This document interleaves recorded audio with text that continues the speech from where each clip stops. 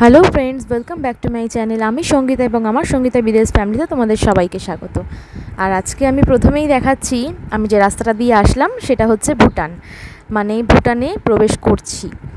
आगेर ब्लगगुलो तोमरा निश्चयई देखेछो, Zara Zara देखेछो तारा जानोई अवश्यई जे आमरा डुयार्स टूरटा किभाबे आसलाम, किभाबे करछि, कोथाय घुरेछिलाम एबं आमरा थार्ड डेते माने डुयार्स आसार थार्ड डेते आमरा भूटान एसे पड़ेछि। तो देखतेई पाচ্ছো এই দেখো দুটো ভুটানিজ এখানে, এবং এটা হচ্ছে ইন্ডিয়া। এখনো পর্যন্ত আমরা জয়গাতেই আছি, এবং এই যে আমার ডান দিকে যে লম্বা একটা পাঁচিল দেখা যাচ্ছে, এই পাঁচিলটাই হচ্ছে ভুটানের প্রবেশদ্বার। তো এখান থেকে আমরা ভুটানের মধ্যে প্রবেশ করব, এবং তার জন্য আমাদের ইন্ডিয়ান ভোটার কার্ড, আধার কার্ড, এই সমস্ত ডকুমেন্টসগুলো লাগবে দেখানোর জন্য। এবং আমার ছেলের যেহেতু ভোটার কার্ড হয়নি, সেজন্য ওর জন্য বার্থ সার্টিফিকেট, এগুলো মাস্ট এবং অরিজিনাল লাগবে। তো সেগুলো আমরা এখানে দেখিয়ে ভেতরে প্রবেশ করব, এবং ভেতরে গিয়েও অনেক প্রসেস আছে। তো আমরা ওইখানে ভোটার কার্ডগুলো দেখিয়ে আমরা এই ভুটানে প্রবেশ করছি। এইটা হচ্ছে ভুটানের শহর, জানলা দিয়ে দেখতে পাচ্ছি, কিন্তু ওই পারে যেতে গেলে আমাদের আরও একবার চেক করতে হবে, মানে আমাদের ভোটার কার্ড, পাসপোর্ট, এগুলো আর কি, পাসপোর্ট না, ভোটার কার্ড, আধার কার্ড, এগুলো একবার দেখবে। তো এই হচ্ছে ইমিগ্রেশন রুম, মানে যেখানে আমরা যাচ্ছি, এবং এখানে সব কিছু চেকিং হবে, ব্যাগ ট্যাগ সব চেক হবে। এবং আমরা যদি ভুটানে গিয়ে 3-4 দিন থাকতে চাই, তো সেই সব কিছুই প্রসেস আছে এখান থেকে করেই তারপরে বেরোতে হবে। তো আমরা যেহেতু ডে ট্যুর করছি, মানে আমরা থাকবো না ভুটানে গিয়ে, সকালে ভুটানে এসেছি, এখন 8-9 মতন বাজে, এবং সারাদিন ভুটান ঘুরে বিকেলবেলা চলে যাব। তো সেই জন্য আমাদের কোনো টাকা পয়সা পে করতে হবে না, যেটা ভুটানের চার্জ লাগে। সেই চার্জ সম্পর্কে আমি একদম শিওর নই, সেজন্য আমি এখানে ওইসব বলছি না। যেহেতু আমরা থাকিনি, সেজন্য আমাদের সেরকম কোনো চার্জ লাগেনি, শুধুমাত্র ডকুমেন্টসগুলো দেখেই আমাদের প্রবেশ করতে দেওয়া হয়েছে। এবং আমরা ভুটানে গিয়ে ফুলসিলিং নামে যে ওদের প্রথমেই যে শহরটা পড়ছে, তো সেই শহরেই আমরা ঘুরেছি। আর ওপরে পাহাড়ের ওপরে ছোটো ছোটো মনাস্ট্রিগুলো যেগুলো আছে সেগুলোই দেখেছি। তো সেগুলো দেখতে মোটামুটি 3-4 ঘন্টা সময় লেগেছিল এইসব করতে। আর এইখানেই এই যে চেকিং হবে, আমাদের ফটো তোলা হবে, ফটো তুলবে, এখানে ক্যামেরা আছে। তো ওই সব প্রসেস আমরা ক্লিয়ার করে আমরা চলে এসেছি এই ফুলসিলিংয়ে। তো এই হচ্ছে ভুটান শহর। ঢুকেই একটা আলাদা ভালো লাগা তো আছেই, অন্য দেশে এসছি। ভুটান একটা শহর না, ভুল বললাম, অন্য একটা দেশ। তো এইটা হচ্ছে ফুলসিলিং। তো আমরা এখানে চলে এসেছি, এবং এখান থেকে একটা গাড়ি আমরা বুক করে নিয়েছিলাম। সেটা আমরা ইন্ডিয়াতে ওই পারে থেকেই করেছিলাম, জয়গাতে যখন ছিলাম সেখান থেকেই গাড়িটা বুক করেছিলাম। তো ওই গাড়ি এখানে চলে এসেছিলো, ওদের আলাদা রাস্তা আছে আসার। তো আমরা তো এখান থেকে ইমিগ্রেশন রুমের এখান থেকে চলে এসেছি, আর গাড়ির আসার আলাদা যে ওদের বড় গেট আছে, মেন গেট, ভুটানে ঢোকার, ভুটান গেট যেটা, সেখান থেকে গাড়িটা এসছে। এবং আমরা এই ছোটো ছোটো দোকানগুলো দেখতে দেখতে ওই গাড়ির কাছে যাচ্ছি। গাড়িতে উঠে তারপরে গোটা ভুটানটা ঘুরবো, এবং গাড়ি নিয়েছিল আমাদের 1000 টাকা। সারাদিন ঘোরাবে, সারাদিন না, মানে 4 ঘন্টা মতন আমাদের গাড়িতে ঘুরতে লাগবে। আর আমরা যেগুলো ভুটানের মানে এই ফুলসিলিংয়ের মধ্যেই যে সবগুলো আছে সেইগুলো আমাদের সাইট সিনগুলো করাবে, সেইগুলোর জন্য 1000 টাকা নিয়েছিল। আর যদি ভুটানের থিম্পু বা পারোতে উঠতে চাই, সেসবের জন্য আলাদা প্রসেস, সেগুলো আমরা যাইনি। তো এখানে একটা সিস্টেম হচ্ছে, এই যে গাড়িগুলো দেখো আমাদের দেখেই থেমে যাচ্ছে।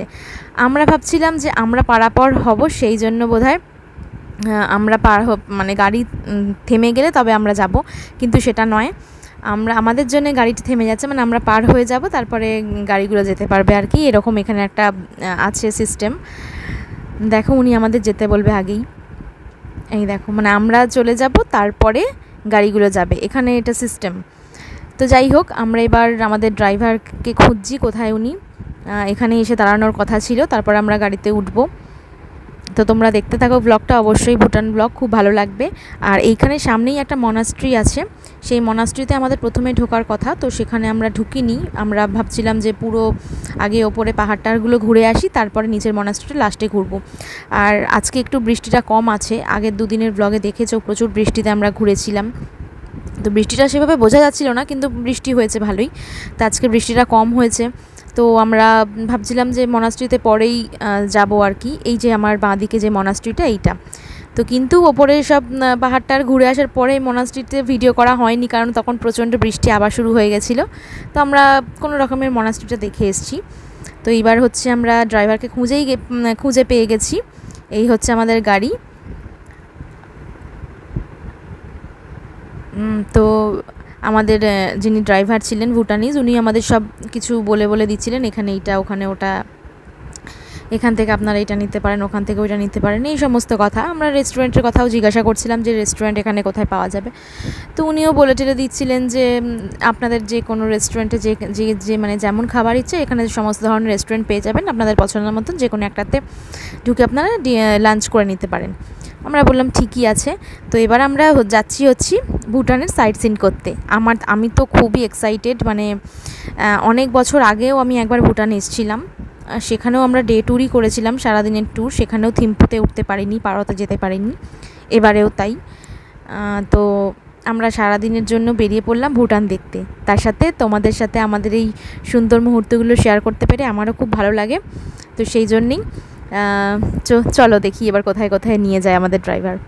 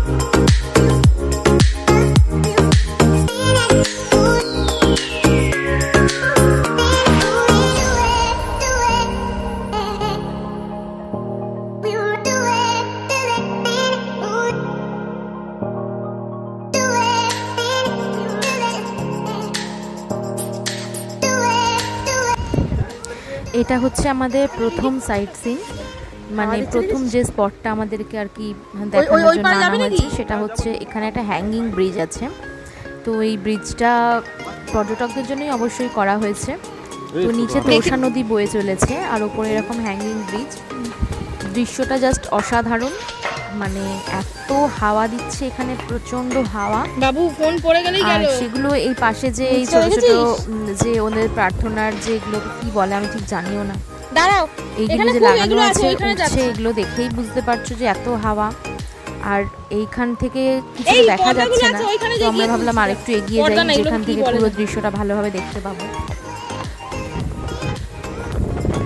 আমাদের যেমন মানত করা হয় কোন একটা কিছু কালো কার্ড, লাল কার্ড এরকম বেঁধে মানত করা হয়, তো ওদেরও এটা মানতেরই জায়গায় এরকম ধরনের ছোট ছোট যে কাপড় হয় প্রার্থনা করা যায়, তো সেইগুলো এখানে ওরা এরকম ভাবে টাঙিয়ে রাখে। এইটা হচ্ছে মানে এগুলো তো শুভ জিনিস আর কি বলে আমি নামও জানি না। তো এই হচ্ছে নিচে তোরসা নদী, তার পাশে চড়া পড়ে গেছে, এখান থেকে নদীটা প্রবাহিত ঠিক মতন হতে পারেনি।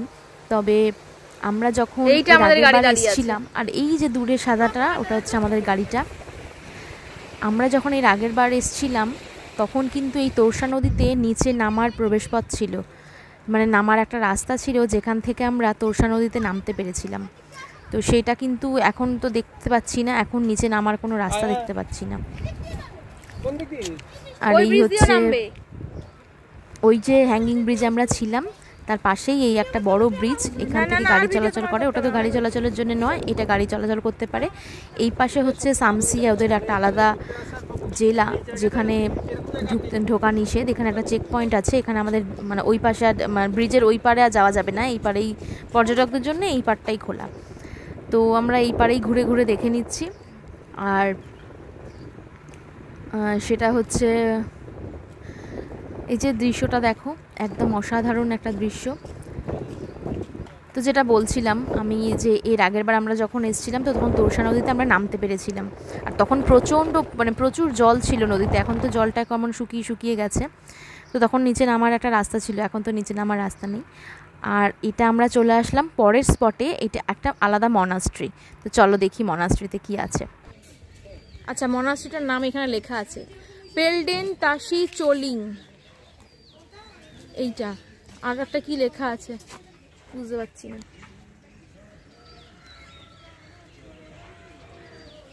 এই হচ্ছে মনাস্ট্রির গেট। এই গাড়িটা করে আমরা আসলাম।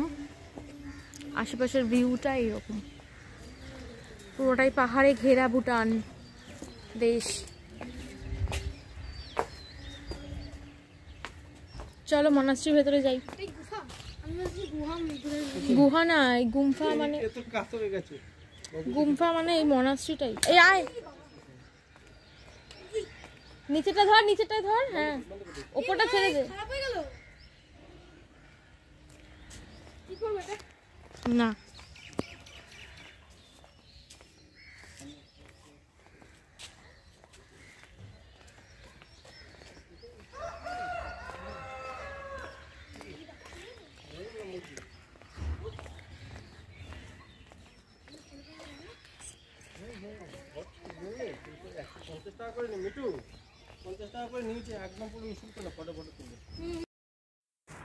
তো এটা হচ্ছে মনাস্ট্রিতে ওঠার গেট।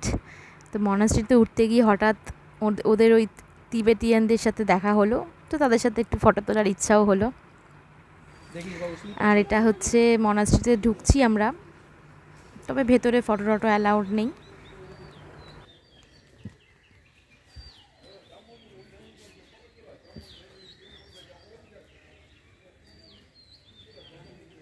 ভুটানটা এমনি খুব নিরিবিলি পরিবেশ না, শান্ত শিষ্ট, চেঁচামেচি করা যাবে না। फोटो तुल सकते हैं, अंदर अलाउड नहीं है।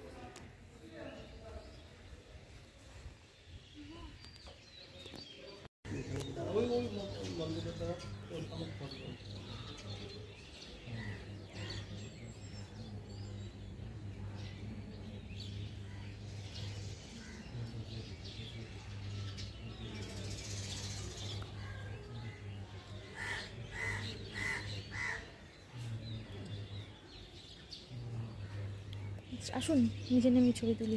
এই ব্যাগটাকে নিয়ে আসলেই বা কেন, আর কেন আমার গাড়ি চাপলি ওখানে দাঁড়াও, ভালো লাগছে। নামুন আপনি।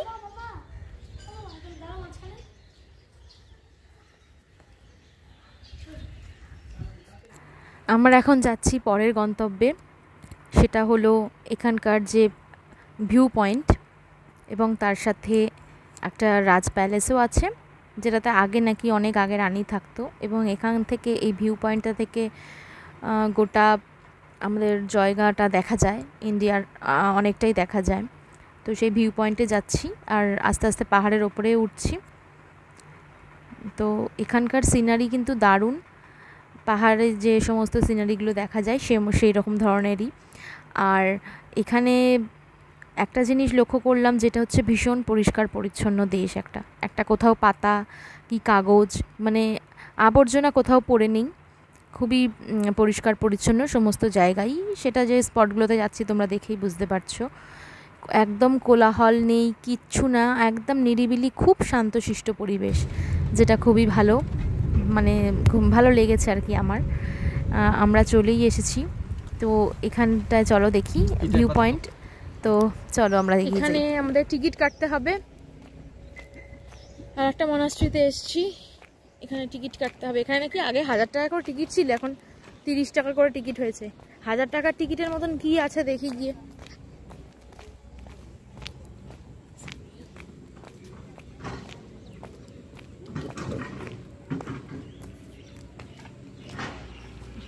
একটা রাখবো 100 টাকা, 50 টাকা, একটা 50 টাকা, একটা 100 টাকা নেবো। না, আর নিতে হবে না। কত টাকা খরচা করছে এগুলো? ভুটানের টাকা। হ্যাঁ, ভুটানের টাকা আমার বাড়িতে আছে, 20 টাকাও আছে বাড়িতে। বললাম না ইন্ডিয়াতে চলবে না, সাবনের দোকানে খেতে পারে না। এখানে চলবে, এখানে তুই ফুল সিলিংও চালাতে পারবি, হাসি মারা বাসের মধ্যে চলবে। হ্যামিল্টনে চলাবি। দেখ পাহাড়টা কি দারুণ লাগছে দেখতে এখান থেকে। এই আর কিন্তু ভিউ পয়েন্ট নেই বেশি, আর একটাই খালি দেখাবে বলে কোনো। আর একটা ভিউ পয়েন্ট আছে। না না তাই নেই বেটা, 1000 টাকা নেবে, 1000 টাকা বেশি। চলো চলো মনাস্ট্রি দেখে আসি, ও ভিউ পয়েন্টে কি তুলবো ছবি। বাবা দাঁড়া একটা তুলে দিই ছবি। আমরা এখন আর একটা মনাস্ট্রিতে এসেছি। মনে হয় ফোন করেছে। এইটা হচ্ছে একটা ভিউ পয়েন্ট যেখান থেকে গোটা জয়গা শহরটা মানে আমাদের ইন্ডিয়াটা দেখা যাচ্ছে। আর এটা আমরা ভুটানে আছি এখন। এই মনাস্ট্রিটায় যাব। কালকে না এই প্যান্টটা পরে যাবো।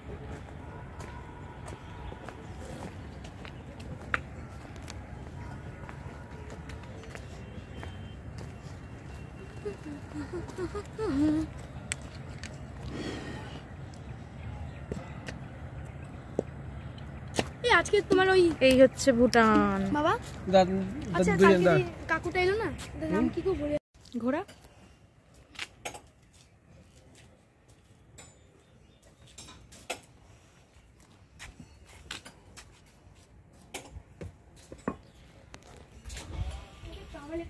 আমাকে একটা দাও একটু ভিডিও করো। ভিডিও না বাবু। আমরা এখন ওপরে পাহাড় টাহাড় ঘুরে আবার চলে এসেছি ফুলসিলিংয়ের নিচের শহরটার মধ্যে। যে শহরে প্রথমে আমরা ঢুকেছিলাম সেই শহরেই ওপরে সব সাইট সিন ঘোরা হয়ে গেছে। খুব বেশি স্পট থাকে না, কিছু কিছু স্পটই ঘোরা যায়। আর নিচে যে মনাস্ট্রিটা ছিল তোমাদেরকে প্রথমেই ঢুকতে গিয়ে বললাম, সেই মনাস্ট্রিতে লাস্টে ঘুরবো বলে, তো সেখানে এসে ঘুরলাম কিন্তু তখন বৃষ্টি আরম্ভ হয়ে গেছিলো। নিচে রাস্তাঘাট দেখেই বুঝতে পারছো যে বৃষ্টি হয়েছে। তো ওপরে বেশ ভালোই ঘুরলাম পাহাড় টাহাড়, নিচে এসে মনাস্ট্রিতে ঢুকতে গিয়ে তখন খুব বৃষ্টি হচ্ছিল। তো যাই হোক ঘুরেছি আমরা। মনাস্ট্রির ভেতরে তো আর বৃষ্টি পড়ছিল না, ভেতরটা আমরা ভালোই ঘুরেছি। আর তো এখন চলে এসেছি একটা রেস্টুরেন্টে। তো রেস্টুরেন্টই খুঁজছি আমাদের ইন্ডিয়ান যেখানে সব কিছু পাওয়া যাবে, আর ভুটানিজ একটা ডিশ তো নেবই। তো অনেক গিয়ে খুঁজে খুঁজে একটা রেস্টুরেন্ট পাওয়া গেল অবশ্য, মানে আমাদের ইন্ডিয়ান রেস্টুরেন্ট, এটা ইন্ডিয়ার সব কিছু পাওয়া যাবে। তো সেখানেই আমরা যাচ্ছি। বিদেশকেও বললাম যে এই রেস্টুরেন্টে চলো, ইন্ডিয়ান যেহেতু বিফ টিপ পাওয়া যাবে না, তো সেই জন্য অন্য একটা রেস্টুরেন্টে প্রথমে গেছিলাম, তো সেখানে বিফ টিপ ছিল বলে আমরা সেই রেস্টুরেন্টটা থেকে চলে এসেছি। আর এটা একটা ইন্ডিয়ান রেস্টুরেন্ট, এখানেই ঢুকেছিলাম। তো এই হচ্ছে ভুটানের শহরের মানে ভুটান দেশের অলিগলি যেটা, সেগুলো খুব ভালোভাবে, এখানকার সব বাড়িগুলোই বেশ কেমন যেন একটা প্যাটার্ন, মানে জানলা দরজাগুলো একটা ভীষণ ডিজাইন দিয়ে করা, তো ভালোই লাগছে দেখতে। তো দেখি এখানে কি পাওয়া যায়। আমি একটা মিক্স ফ্রাইড রাইস নিয়েছিলাম, আর বাবু নিয়েছিল মিক্স চাউমিন নুডলস, আর এখানে নিয়েছিলাম ভুটানিজ ডিশ থুকপা। তো থুকপাটা কেমন খেতে সেটা এখানে খেয়েছিলাম। এখানেও চিকেন টিকেন ছিল, আর এরকম পেঁয়াজ কুচি, লঙ্কা কুচি, ক্যাপসিকাম আর সুপি নুডলস টাইপের। তো খুব একটা যে ভালো লেগেছে তা না। যাই হোক আমরা লাঞ্চ টাঞ্চ করলাম ওইভাবে করে টোরে এবার বেরিয়ে যাচ্ছি আমরা। তো বেরোতে গিয়েও প্রচুর জায়গায় আমাদের ডকুমেন্টস দেখাতে হচ্ছে, যেমন এটাও আবার ভোটার কার্ড দেখাতে হবে, আধার কার্ড দেখাতে হবে, এখানেও আবার দেখিয়ে তারপর আমরা ভুটান থেকে বেরোতে পারবো।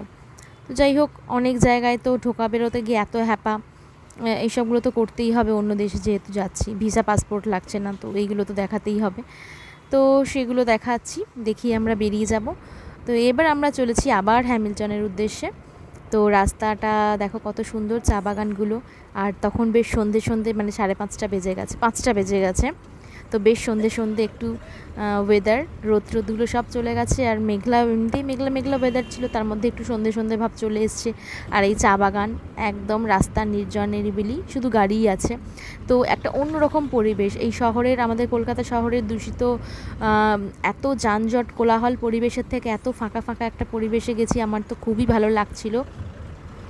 তো এইসব রাস্তাগুলো আর রাস্তার দুধারেই চা বাগান, আর তারপরে একটা মনের মধ্যে একটা খুব ভালো লাগা একটা অনুভূতি আজকে আর কি ছিল।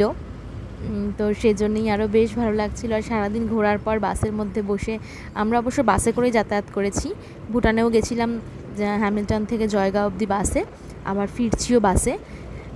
তো আজকের ব্লগটা এখানেই শেষ করছি। সবাই ভালো থাকবেন, সুস্থ থাকবেন। আর নেক্সট ব্লগ আর একটা আছে আমাদের জিপ সাফারি, সেটা অবশ্যই দেখে